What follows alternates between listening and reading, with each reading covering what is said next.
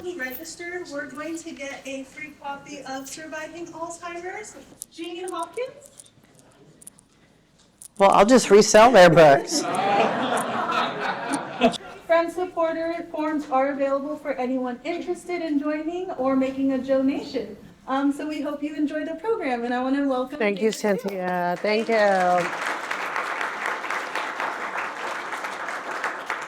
All righty, I'm going to give you 3 words. Blue tree run. Okay, say them with me. Blue tree run. One more time. Blue tree run. Okay, hang on to those. Don't write them down. Don't put them in your phone. Do not write those down. Stop that. He's already cheating. My name is Dayna Steele, and I am the daughter of Fran Nicholson. Fran Nicholson was the most amazing woman. She was the perfect mother. She was the homeroom mom. She made cookies all the time. Oh my gosh, everybody, even if you just met her one time, you got a dozen of her oatmeal rock cookies.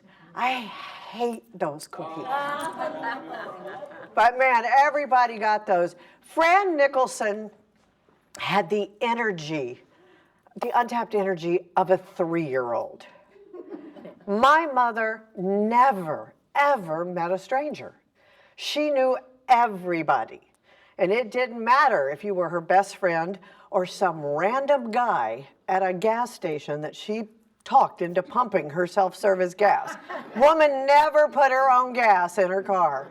You know, even those people would get those cookies. So she was just an amazing person. Absolutely amazing. We have never had really any disease in our family, knock on wood. Not even a broken bone. But my mother started doing things that made me go, she's just getting old. You know, she's just silly that way. There was one thing that she did, and in fact, it's one of the opening lines of the play.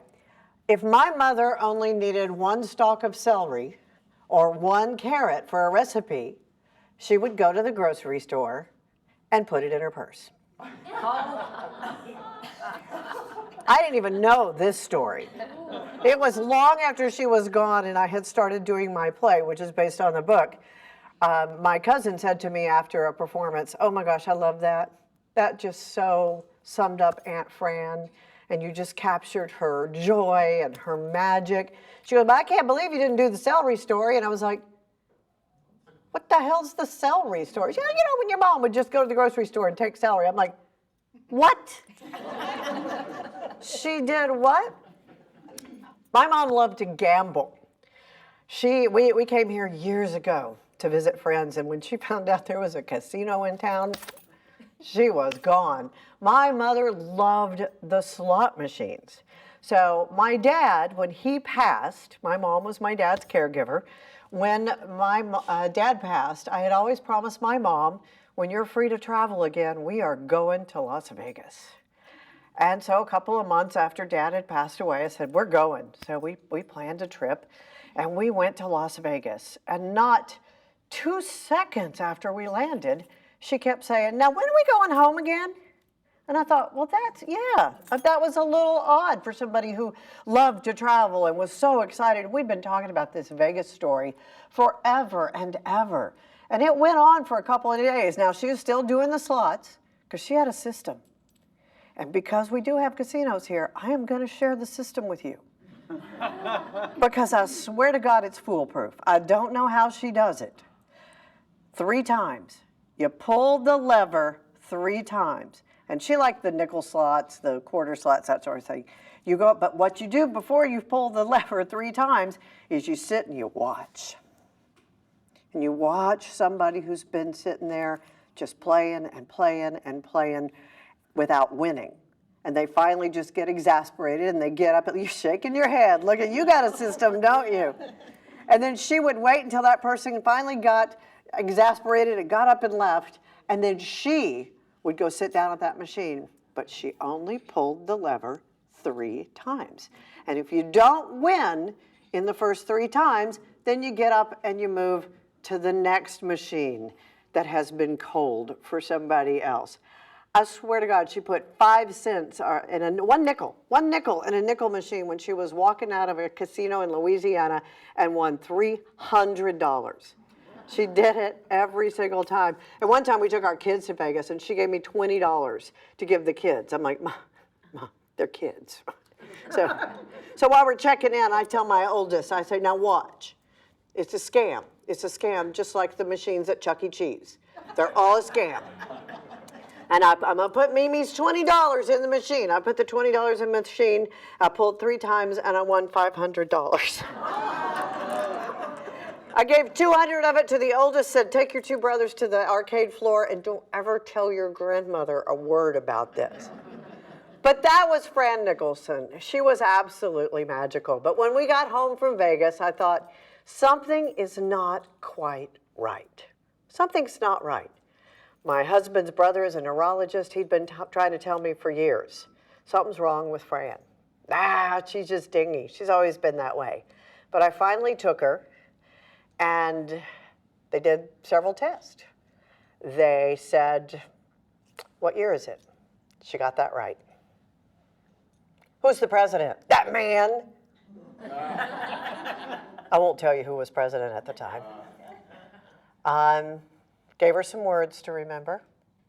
What were those words? And you know what? Later on, years later, I realized it was actually 5 words, and I have no idea what the other 2 were. So we're all good, okay? But then the doctor asked her, so she was doing okay, you know.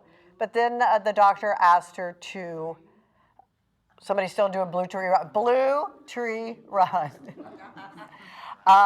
The doctor asked her to draw the numbers on an analog clock. And she drew 1 through 12 all on the right side. And then she asked her, what were the 3 words I gave you? And my mom looked at me, and she said, no, she can't help you. You got to do it yourself.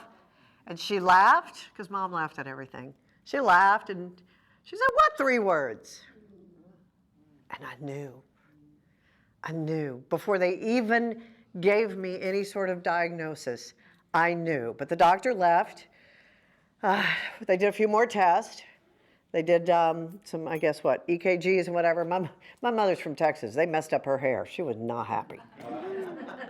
But the doctor walked back in. Very cold. If you know anyone in the medical profession, tell them this is not the time to be cold. You've got to have a good bedside manner during all of this because it's hell on the rest of us. But she looked at me, she looked at the chart, and she said, your mother is probably well into the stages of Alzheimer's. I'll leave you 2 to talk, and walked out. Oh, dear. Oh, that's terrible. I think I'm intelligent. I'm well-read. I read 2 hours every morning. I read everything. I love to learn. I didn't know what that meant. I kind of thought I did. And I looked at Mom and I said, I mean, she did it right in front of her, like Mom wasn't even there. And I said, well, what do you think? And she goes, can we go get something to eat now? I come by it naturally. We're hungry 24/7. But there was no reaction to it. There was no reaction. My mother loved Post-it notes. This began to explain why there were Post-it notes on everything in the house. I just thought it was, it's Post-it notes. There was one on the microwave that said popcorn. I hate stuff. And my mother knew that when she did die, I was probably going to put it all in a garage sale for a nickel. So there were notes on the bottom of everything. If you don't want this, ask your brother. And if your brother doesn't want it, I'm doing her now. If your brother doesn't want it, ask your cousin Kay. Do not throw this away. She'd do it in all caps and underline it. So we found dozens and dozens and dozens of these Post-it notes. But then I started finding Post-it notes that had complete conversations. If Dayna does this, if Dayna says this, I say this. Be sure and ask about the boys. Their names are Chris, Dak, and Nick. So not only did she have all of these instructions for my dad's drugs and things like that, which made sense. I can't remember things like that. I have to write them down. But this was conversations. We later learned that she probably hid it successfully for 5 to 7 years with Post-it notes, thus the Post-it note on the front of the book.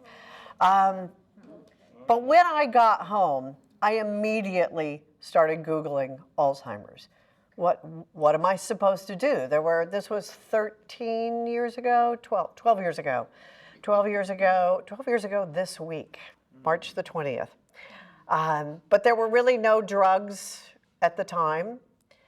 I didn't know what this meant. What was I supposed to do? We had all of her affairs in order because I'm just anal retentive and have already done that. I had all of her powers of attorney. I had all of those things that you're supposed to do. I made sure she had a will. I knew what her directives were. I knew she'd already written her own obituaries just to make sure I got it right. The part she left out is, how do newspapers make money now? Obituaries. It was like $7,500 to put the three. So just remember, as you're making plans and you're asking your kids or your loved ones to do things for you, make sure you leave some money for that damn obituary. Newspapers can't make money off advertising anymore. So these are, write that down. Make sure you pay for your obituary. So I thought, you know what? I cannot keep going back and forth to the house. She was so lost without my dad. She had this routine. And when Dad died, it threw her routine off. And you'll discover that when you throw off somebody's routine, it will speed things up. So she had this routine, so we didn't notice things were wrong. I will tell you that somewhere in all of this, right before my dad died, my mother strung high-end pearls for 37 years. A friend of mine bought these from my mom and gave them to me as a gift 2 weeks ago. It was quite emotional. But my mom hung these pearls, and I don't even remember where I was going with that one. Charlie, where was I going with that one? Left. I was going left with that one. But, you know, Mom had done several things in the past. Oh, Mom strung high-end pearls, and I'll never forget, she was also she was a busybody. We might call it nosy.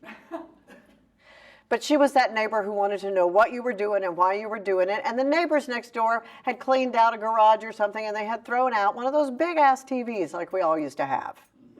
And Mom decided to go over there and see if there was anything in the pile that she could use. She hated to throw anything away.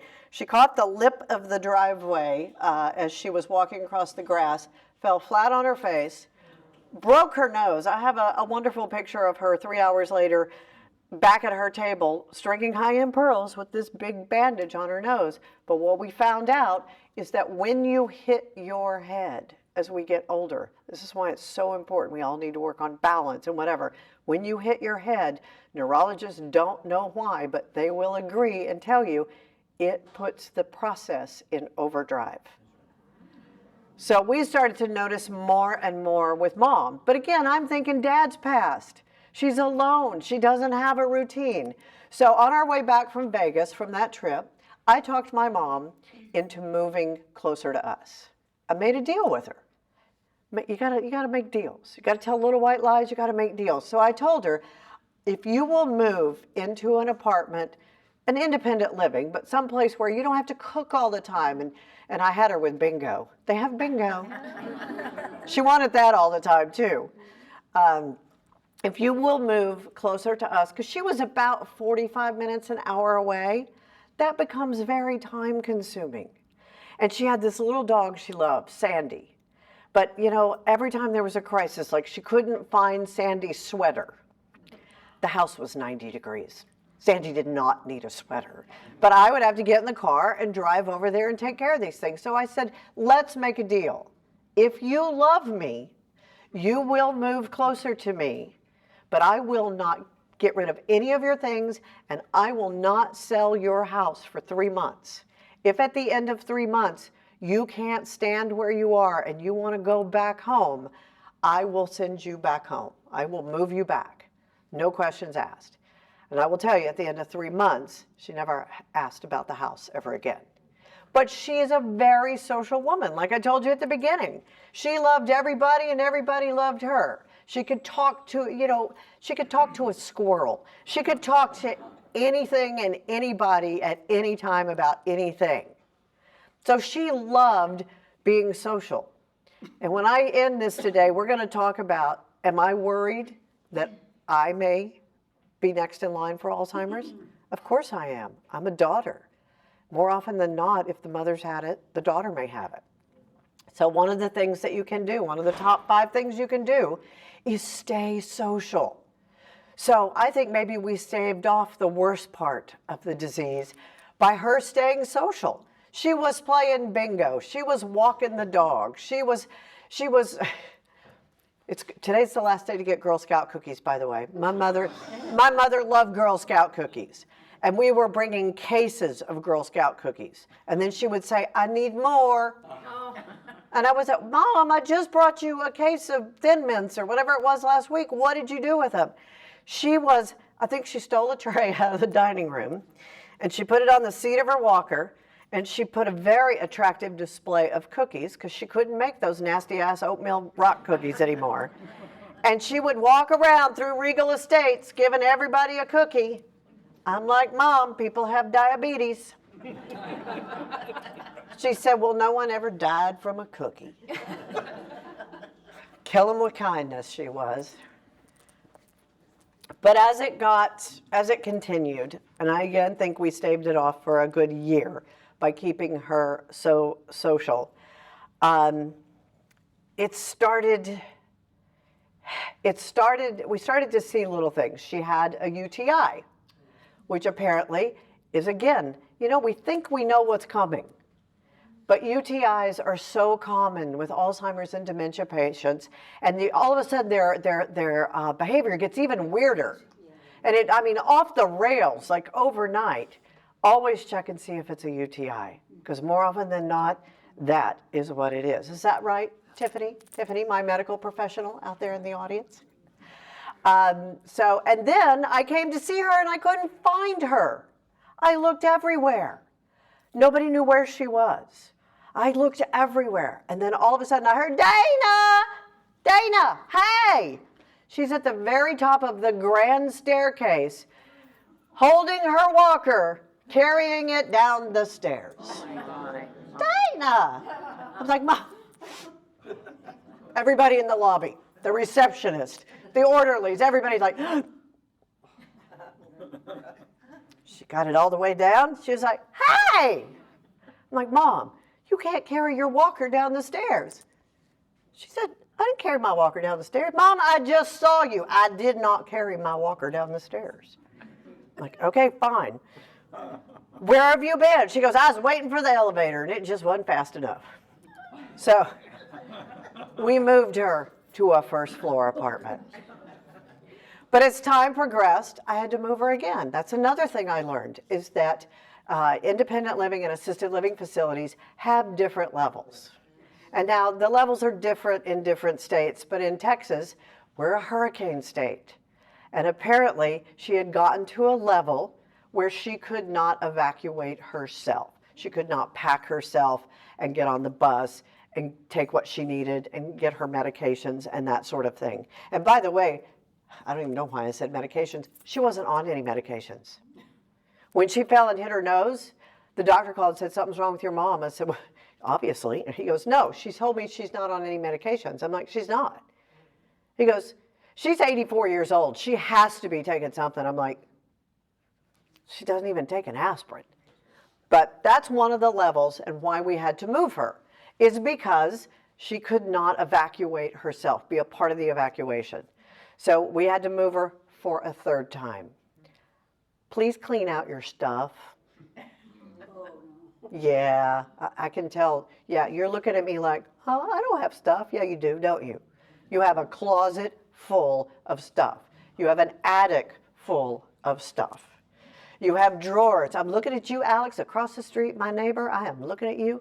Clean out your stuff. Not only is it hard moving somebody with Alzheimer's, and you have to go through and clean all that out, and that is hard. I just lost my best friend, and I am helping her widow clean out her things. And I was just telling a mutual friend that, oh my God, I have discovered she was an office supply addict. I have found 632 dry Sharpies so far. Clean out your things. And then every time I had to move Mom, especially at this third time, all of a sudden I couldn't say, Mom, do you want to take this picture? Do you want to take this shirt? Do you want to take this vase? I had to start making the decisions what meant something to her. I eventually moved my mom 6 times, and it was very, very difficult each time.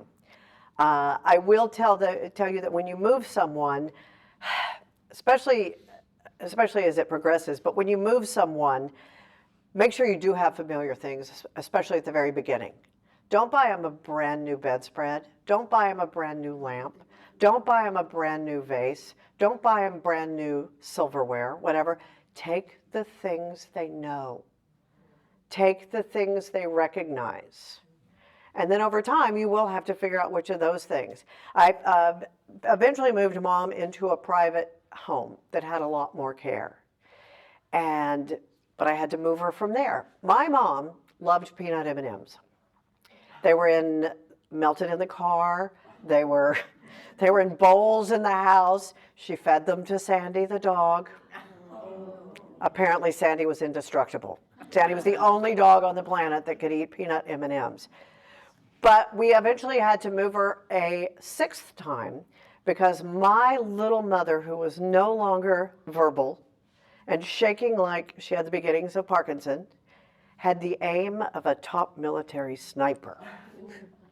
She would sit across the living room, and there was a man there were only 6 people in this care home. There was a bald man who would sit on the other side, and she would ping him off the top of his head.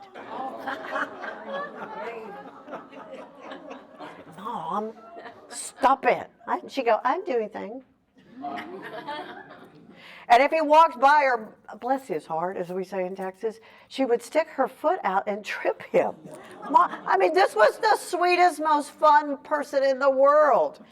So we finally had to, just for his safety, we finally had to move her to another care home with only women. Because what we started to figure out is my dad was bald, and this man was bald, and he just wasn't doing whatever she thought she was telling him to do. So these were just some of the things that, happened along the way. But through all of this, and this is where Surviving Alzheimer's with Friends, Facebook, and at a really big glass of wine came to be. When Mom was diagnosed, I came home. I called my husband. I called my 3 sons. I called my brother. I called my 2 nieces. I called my mother's 2 surviving brothers. I called 1 cousin. And then I could not call 1 more person. My mother knew everyone. I could not say 1 more time. My mom was just diagnosed with Alzheimer's. I had no idea what was coming. But every time I said it, I cried. And I thought, I can't do it again. She knew so many people. She played A-level tennis for years. So there were all the tennis people. She strung high-end pearls for 37 years. There was everybody in the jewelry business. She sold gold bracelets. She would take people's bracelets. And what she would do is she had a lot of divorced friends. She would take their wedding rings and jewelry from their husbands and melt it down and make it something else. I had to call all of her jewelry customers. I can't say my mother has been diagnosed with Alzheimer's anymore. I don't know what it means, but it's making me cry. So somewhere in here, I know I'm getting ready to lose her. So I went on Facebook. I thought, she's got a lot of friends there. Her friends have friends.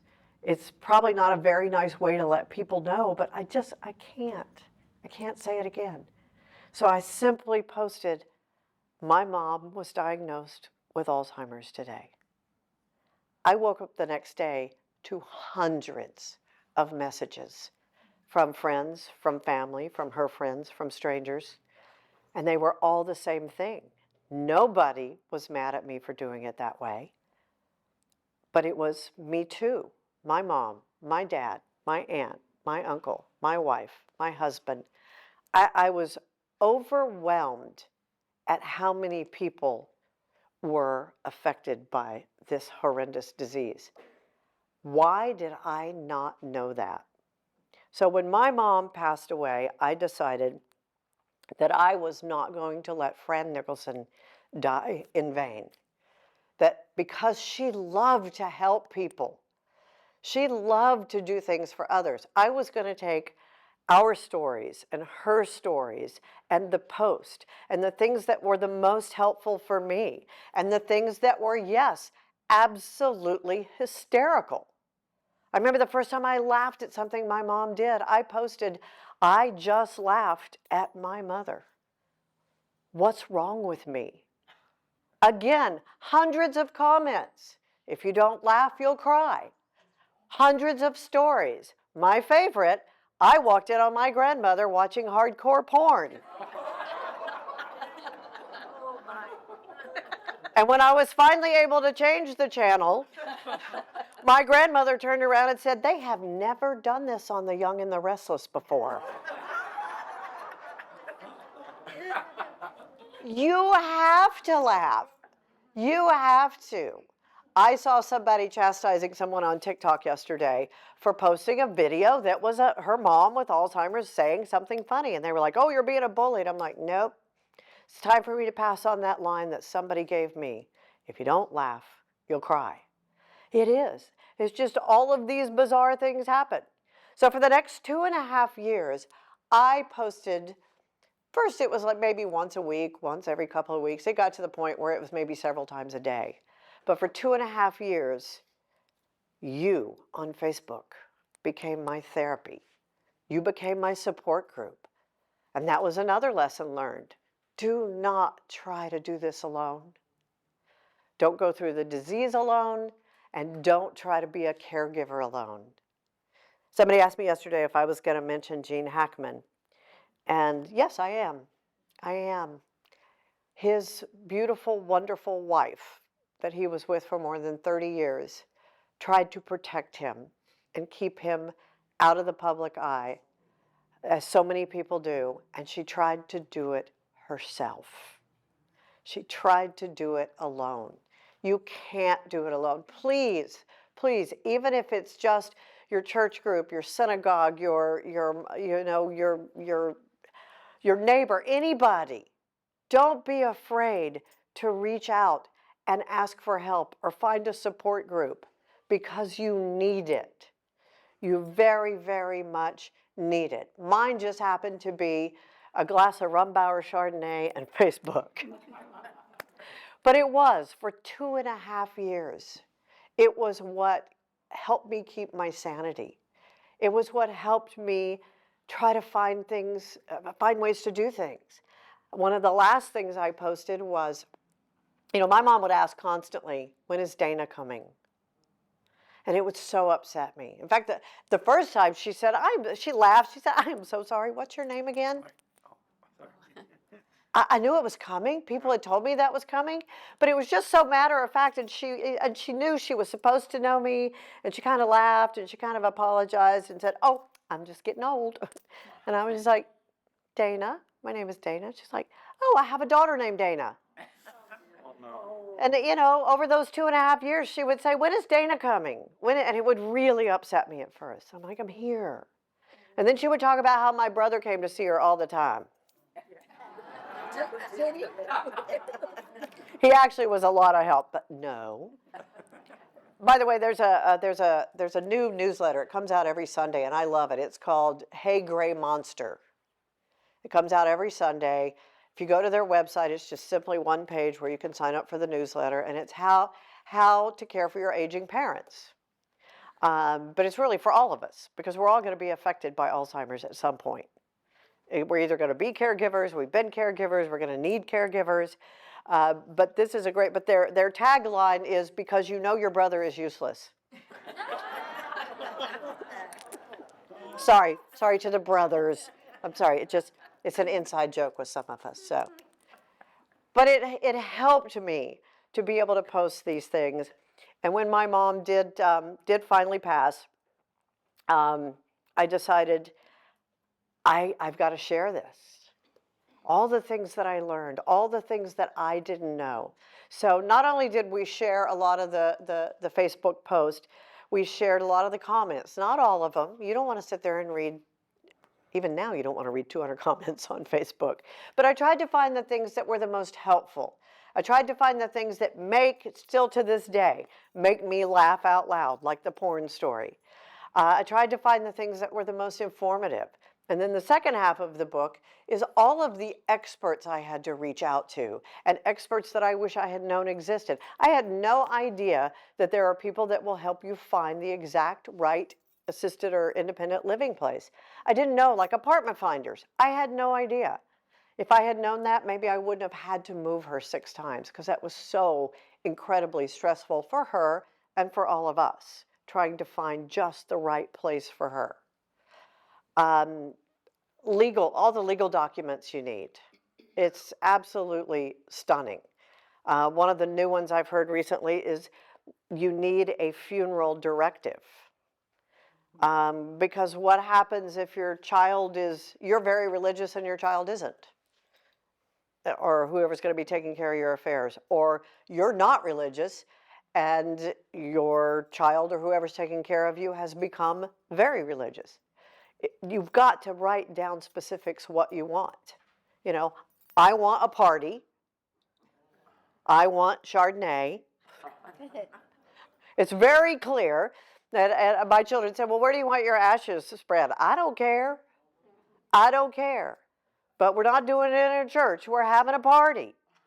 But write it down, because you will save, especially if you have lots of people involved, it creates a fight after you're gone. So the more clear you can be on exactly what you want. And we have to talk about it. I have a list of questions here. You can also go on my website, daynasteele.com. But it's 28 questions that every family should ask and have the answers to long before you need them. I recommend, what's a holiday that's coming up? Easter, when families get together. Any sort of gathering like that, just print a whole bunch of these out and just kind of leave them. For all those people that say, oh, I don't want to talk about that. I don't want to talk about death. You're trying to get rid of me. No, you have to talk about these things. Where are your passwords? You know, who are your doctors? Who am I supposed to call? Where's your obituary? You're going to write yours. Oh, it's already written. Okay, see? Then we'll forgive that whole Navy thing. I married Air Force. I see that. But yeah, you've got to talk about these things. So that was what I decided after I lost Mom, that I was going to make sure that we did all talk about it. So I post about it every day. I talk to people. I lecture people. I ask people, do you have a will? Do you have a power of attorney? You know, I don't care if you're my son just moved in with his boyfriend. They're so cute. And their apartment looks like an apartment of 20-year-old gay men. It's gorgeous. It's absolutely gorgeous. But I said, do you have each other's power of attorney? And they were like, no. And I'm like, you're going to do it now. I don't care if you go on to Rocket Lawyer or Legal Zoom or whatever. You live together now. And mommy is 6 hours away. And you're an adult. I still can't make decisions. I can't make decisions for you. You have got to have not only a will, but most importantly, you need a medical directive and a medical power of attorney, because you and Michael live together now. So we all have to start thinking about these things. We all have to get these things taken care of, because we are all going to die. I know that's like a big secret, but we're all going to die. And at some point, somebody is going to have to deal with all of this. My wonderful friend, who's going through it right now, you know, can't get into the gas bill because she doesn't know the password. Make sure you have all of these things.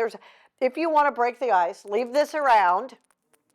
Make people answer those questions. There's also a couple of great books. They all have the same title on Amazon. They're like a workbook. And the title of it is, because I bought one for Anne. I said, too bad you didn't have this. The title of it is, oh, I'm paraphrasing now. It's, oh, Charlie, look it up, because it's something like, these are things you need to know. And in parentheses, it says, because I'm dead now. Yeah. Sorry, these are things you need to know. But do it. Even if you live alone, you have a friend somewhere.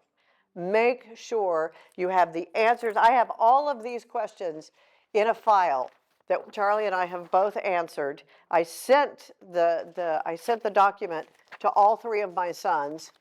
Two of them don't have any idea how to save things. And we have hard copies in the safe so that they don't have to go through this. I had every single one of these questions answered from my mother. Every single one of them, except where do you want to live if you become incapacitated? Because it had never happened in our family, and I never thought it would happen. It never even crossed my mind. I figured my mom eventually would just move in with us. We lived in a Frank Lloyd Wright-inspired 5-level home with slate and brick and concrete and all these hard surfaces on a lake with a pool. There was absolutely no way my mom was going to be able to live with us. And it will forever be a source of guilt for me that I did have to find a place for her to live, even though I know it was the best thing for her, and I speak on it all the time. Oh, sorry, it's your problem now because I'm dead. So buy some of those, leave those around. So fast forward, I met a young director in Houston having lunch with some theater friends, and I said to her, I've written this book, Surviving Alzheimer's, with friends, Facebook, and a really big glass of wine. People always go, you shouldn't promote drinking. I'm like, well, then don't drink. But back then, it became a joke because I always had a wine in the play. A lot of people didn't notice this, Alan. This is my friend Alan, so thank you for filming today. Is that in the play, and somebody actually mentioned it to me the other day, they did notice it. Throughout the play, the wine glass gets bigger and bigger and bigger, to the point there's one of those glasses that holds an entire bottle, and I have tiny hands, so I'm having to hold it with both hands. But yeah, I mentioned to her, I'm a speaker by trade, a business speaker. I was a rock and roll DJ, I became a successful entrepreneur, and I wrote a book called Rock to the Top. See, I keep losing where I'm going. See, I have Alzheimer's now, so. What was I saying, Charlie? Rock to the top. Yeah, well, that's it. Well, what I say before that, I actually have some copies of that. Oh, that was something I started to tell you earlier. My mother loved my local celebrity. She loved it. I think deep down my mother had always hoped she could be famous or something. I don't know. But she was my biggest fan. And she would constantly say, when is Dayna Steele coming? When is Dayna coming? At one point, the fourth time we moved her, she had an absolute tantrum because the name tag said Fran Nicholson and not Dayna Steele. So we had to put Dayna Steele in the name tag. It was a little weird at first, but I realized it was because she wanted to make sure Dayna Steele could find her, because Dayna Steele never came. Towards the very end of her life, I posted, it seems like I can't do anything to make my mother happy anymore. What can I do? Somebody's like, you could get her a doll. I had tried that. She was like, I got her a stuffed cat. Somebody says, why don't you play her one of your old radio shows?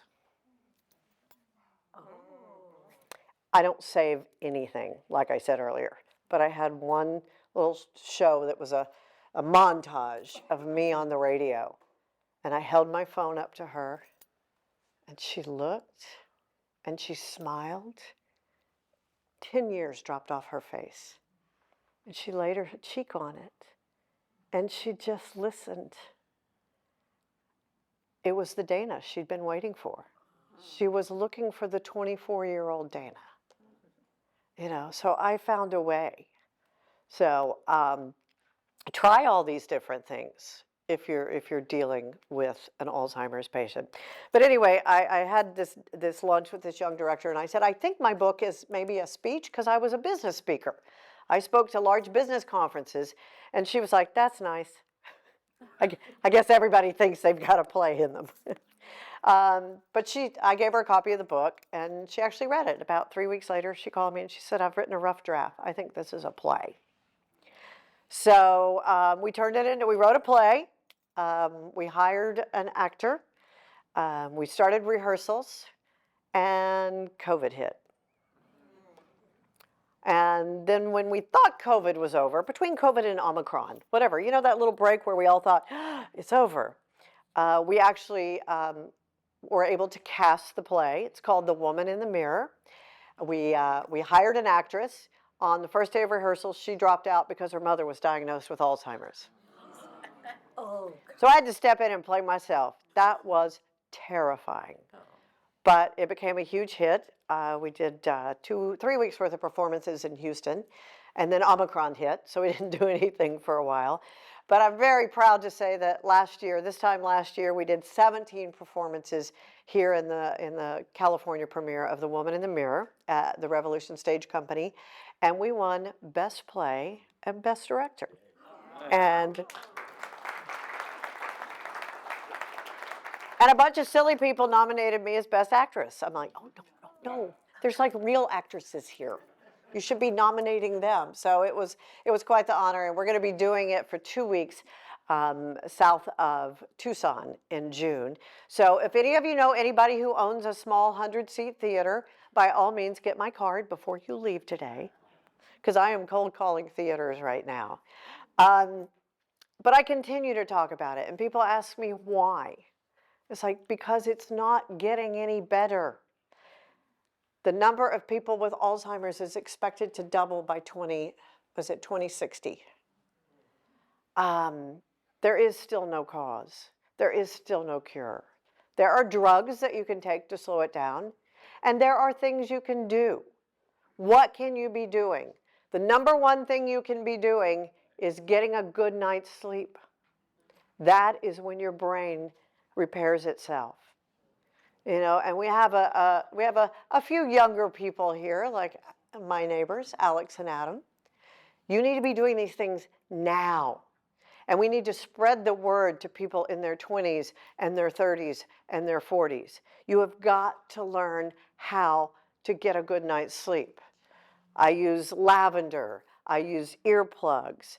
I don't drink alcohol or eat sugar or anything late at night. You need to stay social. You need to stay social.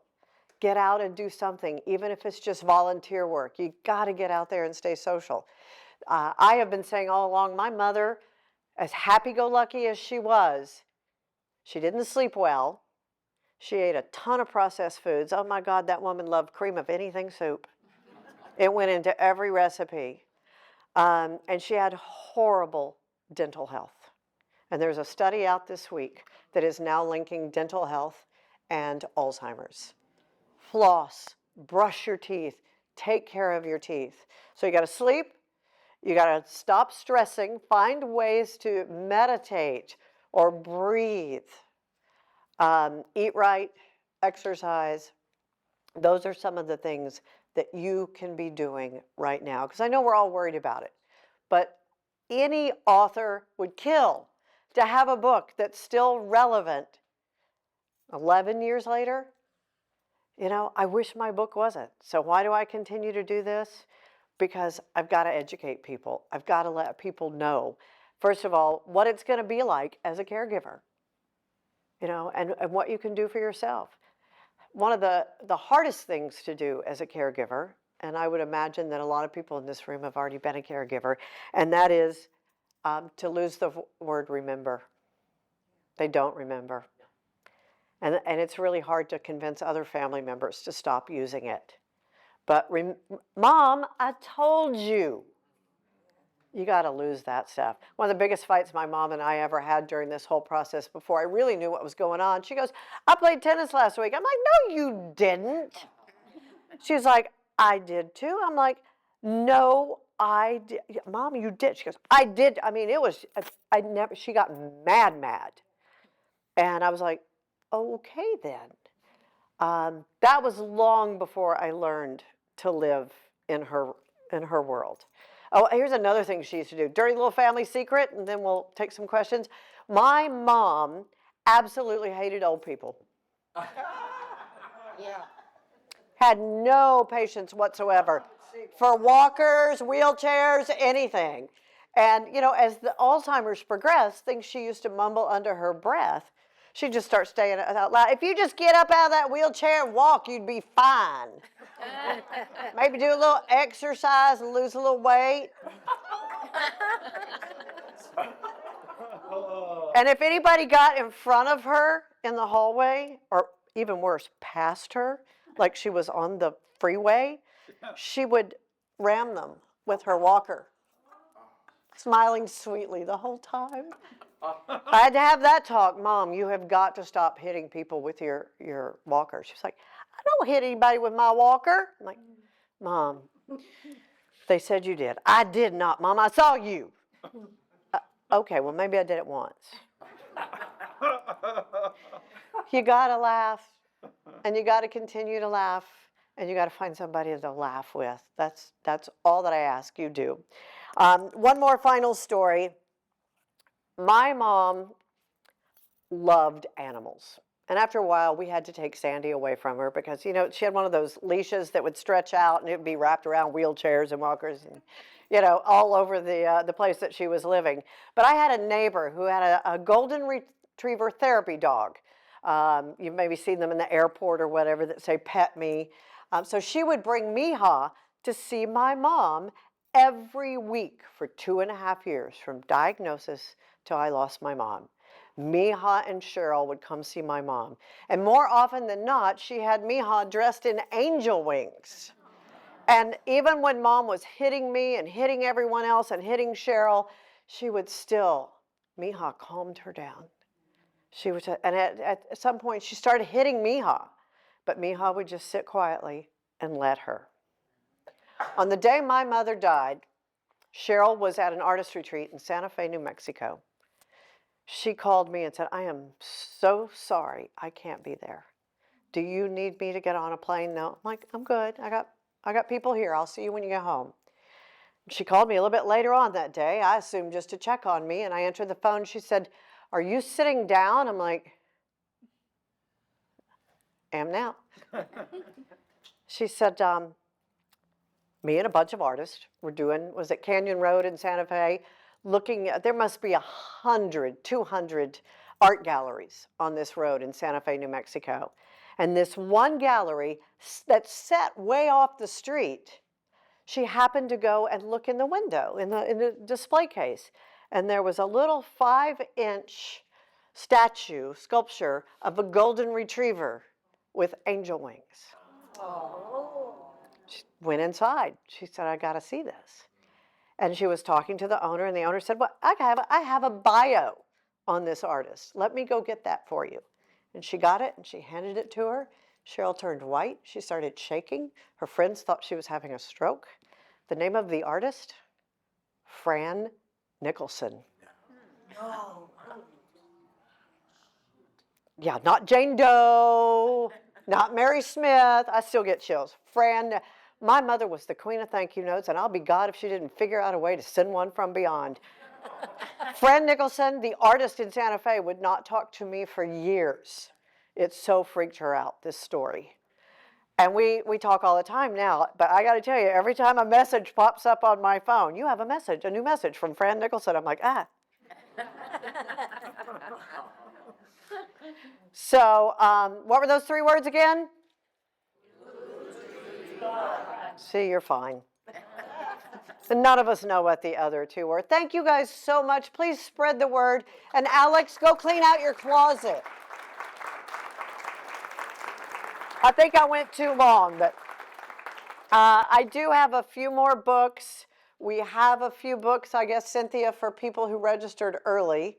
So you might check with her and see if your name's on the list, if you weren't here when she was reading the names.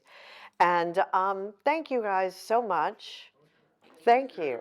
Thank you. It's just, we are all in this together.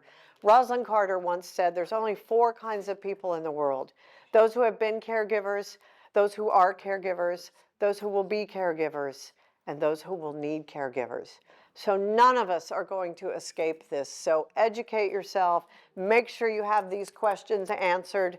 They're all on my website. If you just scroll down, there are resources. If you want to give yourself the MOCA test, you're not really supposed to, but if you want to, and you can make up your own 5 words. I have a question. Yes. How do you decide at what point, when you're a caregiver, and we have a best friend here in the Valley, and that you can put your loved one into like assisted living? I mean, my friend, she's real dynamic like your mom was. She got her license taken away a year ago, but she would just croak if her husband tried to put her into facility. When they become a danger to themselves, as they're becoming a danger to him, The anger is really. caregivers who live with patients tend to die before the patient. Because you don't take care of yourself, and you're so stressed, and you're not sleeping, and I was trying to be a good wife. I was trying to do my job. I was a speaker who traveled. I still had a teenager at home. I had all these things, and it was like every day it was something else that she was having a crisis, and I would have to jump in the car and go there to see what it was. But you want it to. It's a fine line, and I know it's hard. But you have to talk to him. Give him the book. There's no way for me to say, this is exactly how you do it and not feel guilty. Again, to this day, I feel guilty that Mom did not live with us. And I know she couldn't live with us. We all carry that around. My mom had, there were 8 of them. She had 4 brothers and 3 sisters. One who was born with mental issues. And back then in Texas, they put her in a horrible, horrible home when she was 2 years old. And that was Mom's vision of an old folks home, is that she was going to end up someplace like that. And she never, I mean, all those winnings from the nickel slot machine, my mother saved $57,000 in a secret bank account. And that was all gone in the first year. Because care is expensive. It is so expensive. But I knew she couldn't live with us. I know I did the best thing. I know I did. And that's why I do this play and I write this book, is to let everybody know there is not a manual, except my book, and you should buy several copies. But there is no right or wrong way. So the best thing to do is to talk to him. What is best for him? There was a horrible, horrible story, and people say, you really shouldn't tell that story, but I should. A young couple brought her grandmother, who was diagnosed with Alzheimer's, to live with them. They had twin 2-year-olds. And she went to the grocery store, and her grandmother left the back door open, and both twins drowned in the pool, which did not have a fence or anything around it. But everything's jumbled. Nothing is normal. And you can't say, I'm going to leave you here, don't touch the stove. So you have to think of all of these things. In Mom's case, after she had she had the fall before she was diagnosed, but once she was diagnosed, I was like, okay, I need to make sure something like this doesn't happen again. I was worried she was going to fall and break a hip or something like that. And she may have fallen, but she was definitely making sure I didn't hear about it. She didn't call me when she fell. She called the neighbor and told the neighbor, don't tell me. She didn't even tell me she had fallen and gone to the hospital and had a broken nose until she was home. And then I jumped in the car and ran over there. I wish I could say this is exactly when you move them. And it's hard. It's hard. But you make a deal. But you have to worry about his health and his safety and hers as well. So Yes. I want to thank you for talking about some of the things that you can do to prevent dementia and memory loss.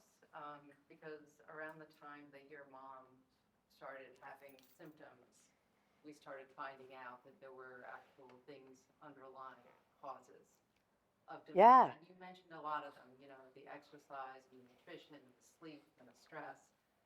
She'd be up all night. Yeah, and we started an organization called Sharp Again in New York, and it's 12 years old now, so very similar to the time frame that you're talking And about. can people find you and use your services? And it's Sharpagain.org. sharpagain.org. Thank you. But there are ways to get out ahead of this. There's testing now, like There's the blood test. There's so much you can do now. And you know, you're very inspiring, and you give people a lot of hope because there is a lot you can do, and that you don't want to go down this path. We were in New York last summer to get all of our adult children together, and it's hard to get them all together. You know, they're adults. They have jobs. One's a stage manager on Broadway. One's in oil and gas, and we got everybody together in an Airbnb. And I said, okay, before we start drinking and eating and having fun, your dad and I want to talk to you about. We are getting to a certain age. Where do you want us to live? Should we decide it's time for us to move into some sort of assisted living? Or you decide it's time for us to move into some sort of assisted living. Dad and I would like to have a plan so that we do it so that you don't have to move us. You don't have to do any of this. But New York is too expensive. I don't do snow in Denver. And Houston, I moved, you know, we don't go there a lot because there's hurricanes and mosquitoes. So we need to narrow down, where do you want us to be? I don't want you to come see me all the time. I won't know if you're there or not. It doesn't matter if you go every day or every month or every year. It's all the same to an Alzheimer's patient. And you would think my family would be prepared for this conversation. The middle child was like, oh no, I don't want to talk about this right now. I'm like, hello? Do you know who I am? Wrote a book, star in a play. We're going to, nobody touches the liquor until we talk about this. And I love their decision. Well, we all like the house in Palm Springs. I'm like, okay, fine. We'll stay in Palm Springs. It's really far away from all of you, so you won't have to come visit all the time. So thank you. And sharpagain.org.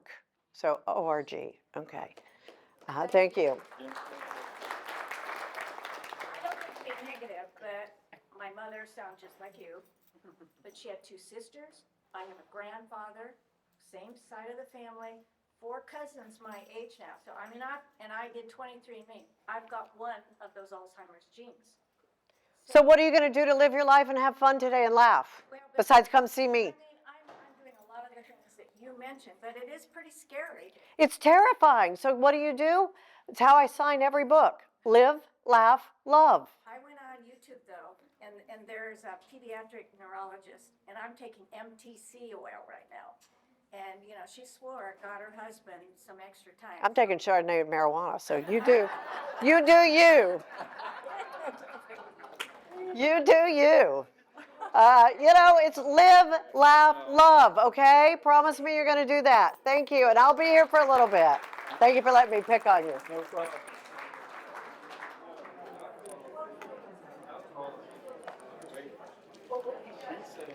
Telepathically communicating with you to do the story about your mom listening to your radio voice. Oh. Oh my God.